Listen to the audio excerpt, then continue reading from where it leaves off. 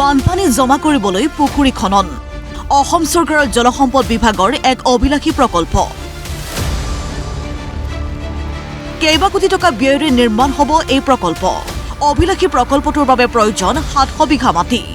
তাকে লৈ জাগিৰোড সমজিলাৰ অধীনস্থ মায়ঙৰ পাভকাটি পাতেকিবৰী সিধাগুৰিত এতিয়া কৃষকৰ মাজত হাহাকাৰ পৰিৱেশ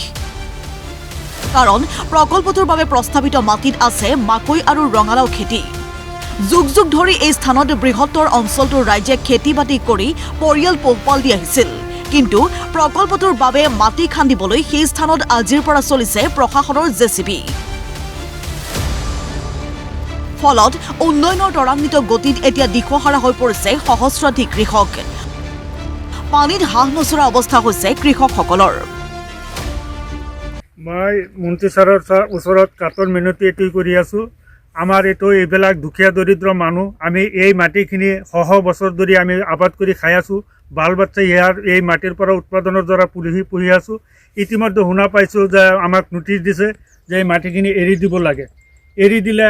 এতিয়া আমি খেতি কৰিছো খেতি কৰাৰ আগতে যদি মন্ত্ৰী ছাৰে ক'লে যে এই বছৰ আপোনালোকে খেতি কৰিব নোৱাৰিলে তেনেহ'লে আমি নকৰিলো হয় যদি খেতিটো কৰিছো লাখ লাখ টকা আমি ঋণ ধাৰ কৰি খেতিবিলাক কৰিছো এতিয়া যদি খেতিবিলাক উচ্ছেদ কৰি দিয়ে তেনেহ'লে আমাৰ সকলো ৰাইজৰ বহুতো অসুবিধা হ'ব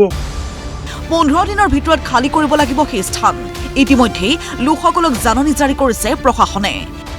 কিন্তু কমেও 2 মাহৰ সময়সীমা বিচাৰি স্থানীয় বিধায়ক তথা জলসম্পদ মন্ত্ৰী পীযুষ হাজৰিকা কাটৰ আহ্বান কৃষকসকলৰ